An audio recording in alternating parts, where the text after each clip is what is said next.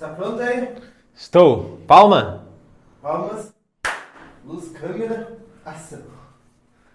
Olá, sejam muitos bem-vindos. Olá, sejam muito bem-vindos ao quarto Hélio Responde aqui no canal do Pava, aquele quadro em que eu busco responder as perguntas que vocês deixam aqui embaixo nos comentários deste vídeo. E aliás, já fica a dica, né? Se você quer que eu responda a sua pergunta no próximo vídeo, na próxima quarta-feira, deixa aqui embaixo a sua pergunta para que eu veja e responda no próximo Hélio Responde. Iniciando então as nossas perguntas de hoje, a primeira é da Priscila Tênios, que diz: Oi Hélio, estou aguardando a expansão do curso sobre os povos antigos e pode aguardar um pouquinho mais porque acredito que no primeiro trimestre já do ano de 2019, que está logo aí, nós já teremos dado início sim com certeza às gravações e posteriormente a isso elas irão ao ar de forma gratuita lá no curso expansivo. Mas gostaria de saber, continua a Priscila, se você pode falar um pouco sobre a sua visão e conhecimento dos deuses hindus. Seriam eles só arquétipos ou seriam seres ascensionados, irmãos cósmicos que estiveram aqui em outros tempos? Sempre adorei essa cultura e eu faço parte desse adorar desta cultura também e queria entendê-los melhor. Com certeza, não tem como a gente deixar de fora, ainda mais dentro do curso expansivo, essa abordagem do panteão hindu. Eles trazem inúmeros e grandes e valiosos ensinamentos. Claro que a gente vai falar a parte mais mitológica, mais técnica lá dentro do curso expansivo, mas aqui tu pergunta com relação se seriam apenas arquétipos. Eu trago que sim. São, mas não apenas, não só arquétipos, né? Porque o que são os arquétipos? Os arquétipos, eles são faces de Deus, como por exemplo, a paz, a justiça, a beleza. Tudo isso são partes divinas, são partes de Deus. E por que não transmitir esses conceitos, seja a paz ou o amor, em algo mais palpável, como por exemplo, numa deidade, em um Deus, para que fique mais visível e que o ser humano consiga se aproximar e entender melhor o que é o amor ou o que é a paz ou qualquer outro sentimento nobre, mas de certa forma meio subjetivo. Percebo que os deuses hindus e todos os outros, todas as outras mitologias, elas têm essa característica como principal, que é a questão de transmitir o arquétipo da justiça, o arquétipo do equilíbrio, o arquétipo do amor, o arquétipo do todo, por que não? O que existe sim com relação ao que tu pergunta, esses irmãos cósmicos estar presentes na matéria, seja em outros tempos ou no presente mesmo, acontece que de tempos em tempos o ser humano consegue canalizar estes arquétipos e dar vazão na sua vida, na matéria. Então esses arquétipos se apresentam no nosso contexto, no nosso dia a dia, através de algumas personalidades. Aí existem os grandes avatares, ou não necessariamente os avatares, mas Mahatmas, né? Grandes almas, grandes mestres que conseguem traduzir este arquétipo na sua consciência e manifestar isso no mundo e o ser humano se aproximar desses aspectos divinos. E vejo que esse é o papel de todo ser humano, né? Incorporar estes arquétipos do divino e levar ao contexto do seu dia a dia, as pessoas que estão próximas de si e principalmente a sua vida interna, porque o processo externo é natural depois que a gente mantém essa experiência em nosso interior. Mas com certeza a gente vai falar mais sobre os aspectos mitológicos do panteão hindu e também dos outros panteões dentro da expansão dos povos antigos lá no curso expansivo. Muito obrigado. Vamos à próxima pergunta. Chegamos ao questionamento do Paulo Romero. Vamos lá. Hélio, já fiz essa pergunta outras vezes, mas não tive resposta. Talvez você me responda e eu já vou te dizer aqui que não tenho como, mas ou ajude, aí é mais possível a entender, né? O que é ou quem é Deus? Ah, pois é. O ser humano, desde os tempos mais remotos, ele sempre martelou em cima dessa tecla e tentou compreender de forma mental, conceitual e em algumas tradições também de forma experiencial, isto que tu questiona aqui, né? O que ou quem é Deus? Eu gosto da tradição Zen, das tradições orientais, mas aqui a Zen ela se encaixa muito bem, que lida com essa questão de Deus de forma prática, de forma experiencial. Porque a gente sabe que a mente ela é analítica, ou seja, ela divide para tentar compreender. Ela não consegue trabalhar com um todo. E nós sabemos, todas as tradições dizem que Deus, este conceito de Deus, a gente pode chamar de Parabrahman, Paramashiva, Atman, Chit, consciência universal, o todo, o grande arquiteto do universo, o grande espírito, enfim, tem inúmeros nomes. A gente sabe que esta partícula, o tal, Deus, é onipresente, onisciente e onipotente. Portanto, ele está em tudo e, portanto, é tudo. Mas, de forma mental e racional, nós não conseguimos entender isso. Por exemplo, se eu for descrever para vocês como que é esta camiseta que eu estou utilizando, eu vou precisar falar, ela é cinza.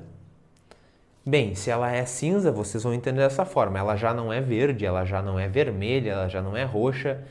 E aí eu vou dizer o formato também aproximado que ela tem. É de forma retangular. Bom, se ela é retangular, ela já não é redonda, já não é quadrada e já não é um monte de coisa. Mas agora imagine, tente compreender algo como sendo tudo, né? Sendo vermelho, sendo roxo, sendo cinza, sendo branco, sendo também triangular, sendo losangular, sendo quadrado. A mente não consegue trabalhar com essa percepção, com o todo. Por isso que é muito difícil, e acredito que isso nunca irá acontecer, que nós vamos tocar Deus de forma mental. Esse conceito do divino, ele é muito prático, ele é muito experiencial. Através da nossa própria existência é que nós poderemos contemplar Deus, o todo, ou como quisermos chamar. Tem, dentro do primeiro texto do Tao Te Ching, Lao Tzu diz que só poderemos contemplar a essência do manifesto quando nos tornarmos um com ele. E esse, sem dúvida, é o grande mistério, e conhecê-lo realmente é o cerne da sabedoria suprema. E nós chegaremos lá, nesse grau de sabedoria, quando atingirmos a unidade com o divino. Espero que tenha te ajudado nessa tua busca, e que é uma busca sincera, e vejo que todos os seres necessitam realizar essa busca dentro de si. Vamos à próxima pergunta. O Pava está como um pai aqui, fora das câmeras, soprando algumas informações. E ele me fez lembrar e pediu para contar aqui um conto zen que experiencia, que demonstra a existência de Deus, ou também o que é Deus, né? E diz que Buda estava com seu primeiro e grande discípulo, Ananda, recebendo pessoas para dar bênção, responder algumas perguntas, e eis que chega diante de Buda um rapaz perguntando o seguinte: Siddhartha, Deus existe? E Buda, com a sua mais tranquilidade, responde que não, que Deus não existe. Ananda, que estava ao lado de Buda, coçou a cabeça, mas manteve a meditação e continuou observando a cena. Saiu este jovem, chegou um outro, perguntando: Buda, Siddhartha, Deus existe? E ele falou: claro que Deus existe, como não poderia existir? Nesse momento, Ananda ficou um pouco mais inquieto, mas mesmo assim permaneceu em sua meditação. Saiu este jovem e veio uma outra pessoa, uma moça, e perguntou: Siddhartha, Deus existe? E Buda não pensou duas vezes e disse: ora, eu não sei, é necessário que tu sente, medita e descubra se existe ou se não existe. E todos os três saíram satisfeitos com a resposta de Buda, mas quem não ficou satisfeito foi Ananda, que estava ao lado de Buda e que não se conteve e indagou Siddhartha: ora, por que tu responde três coisas diferentes para uma mesma pergunta para pessoas diferentes? Buda disse que é muito simples. A primeira pessoa veio com um espírito contrário, de certa forma cética, e eu dei a resposta inversa ao que ele queria ouvir. E por estar com esse espírito de contrariedade, ele acreditou sim que Deus existe, pois disse que Deus não existe. A segunda pessoa tinha uma completa devoção a mim e acreditaria naquilo que eu dissesse. Portanto, disse a ela que Deus existe. E saiu também satisfeito, acreditando na presença e na realidade do divino. E a terceira pessoa tinha um caráter mais filosófico e não aceitaria nenhuma das respostas. Então eu disse para que ela procurasse por si mesma. E sei que naturalmente chegará a resposta de que Deus existe. Então, no fundo, eu dei a mesma resposta para os três.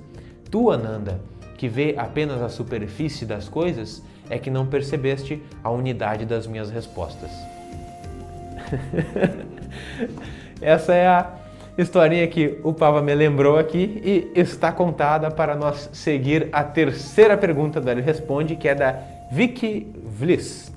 As entidades que me orientam, comenta ela, né, através de médiums, me dizem que tenho karma por ainda não ter desenvolvido a minha mediunidade. Porém, não me sinto preparada para abrir o terceiro olho. Não tenho o equilíbrio necessário, diz ela. Tem como eu desenvolver minha mediunidade sem abrir o terceiro olho? Aí ela dá o exemplo aqui, como por exemplo a prática do Reiki. Muita paz a todos, obrigado. Obrigado pela sua participação, muita paz a todos também desejo. E vamos primeiro nesse ponto final aqui. Tem como desenvolver minha mediunidade sem abrir o terceiro olho?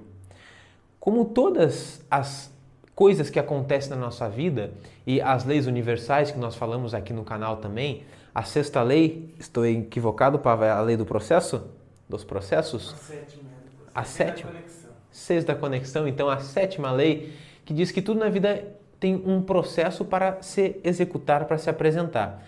E com o desenvolvimento da mediunidade é a mesma coisa. A gente passa pelo processo de desenvolvimento mediúnico. E naturalmente, um dos estágios finais do desenvolvimento pleno e lúcido da mediunidade é o despertar e a abertura do terceiro olho. Então, com certeza tem como tu desenvolver, e aliás, é essa uma das formas e uma das formas mais coerentes de desenvolver a mediunidade sem que abra de forma concreta o seu terceiro olho. Como que são esses processos? Num primeiro momento, o despertar mediúnico ele está relacionado à percepção das emanações dos ambientes, né? Ou das pessoas, né? Sejam elas hostis ou agradáveis. E naturalmente as mulheres têm essa faculdade, que é uma faculdade mediúnica, mais desperta do que os homens, porque tem o chamado sexto sentido, talvez é uma das nomenclaturas, né? Que acontece relacionado ao nosso Manipura Chakra, o nosso chakra umbilical ou chakra esplênico.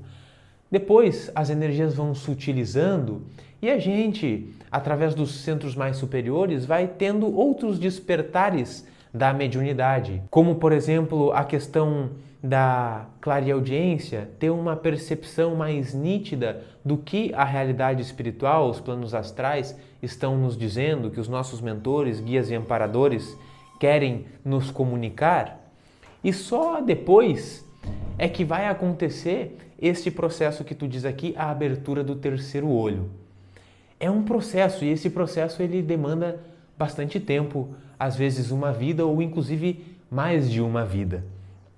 Então não tem por que ficar com uma autocobrança em demasia, né? Pode ser que no atual momento realmente nós não tenhamos o equilíbrio necessário para abrir de forma ostensiva o nosso terceiro olho, porque isso vai demandar uma vida completamente diferente, experiências diferentes que talvez nós não tenhamos mesmo o equilíbrio necessário. Percebo pela minha experiência que eu também não tenho esse equilíbrio necessário. Claro que com o andar da carruagem as abóboras se ajeitam. Então a gente vai aprendendo a ter esse equilíbrio no processo mesmo. Mas com relação à aquisição de karma, por não desenvolver a mediunidade, seria só se tu já tivesse uma predisposição muito forte com relação ao desenvolvimento mediúnico, e é o que pelo menos essas pessoas dizem, né? Que se tu se negasse seria uma negligência, uma grande ferramenta e por isso seria uma aquisição de karma. Mas não pense dessa forma, nós não devemos nada, nós temos que sentir o que o nosso coração está nos transmitindo no momento. Se você sente que é momento de ir para esse caminho, legal. Se o momento é de uma vida mais prática, dando atenção às coisas mais cotidianas do dia a dia, tá legal também, tudo é aprendizado, tudo pode ser um caminho de crescimento e aperfeiçoamento de si mesmo. Vai de forma muito tranquila. Tu coloca aqui o Reiki como um exemplo, com certeza o Reiki vai nos dando, todos os processos de cura quântica, na verdade, vão nos dando essa percepção, as energias que pairam no ambiente e contatos psíquicos e mentais com toda a egrégora que faz parte daquele caminho. Então é sim uma forma que eu percebo por experiência própria, uma forma tranquila, lúcida e verdadeira de desenvolvimento mediúnico. Teria mais uma pergunta aqui da Renatinha Araújo, mas eu vou arquivar para o próximo Hélio Responde, não se preocupe que vai ser respondida. Muito obrigado pela sua presença, pelo seu tempo destinado a esse diálogo até aqui. Fique na paz, fique no amor. Até o nosso próximo vídeo, nosso próximo Hélio Responde, e deixe aqui embaixo as suas perguntas para que sejam respondidas no próximo vídeo. Se possível, se gostar, compartilhe e dê o like também para divulgar mais o nosso trabalho e essas informações. Um grande abraço, até o próximo vídeo.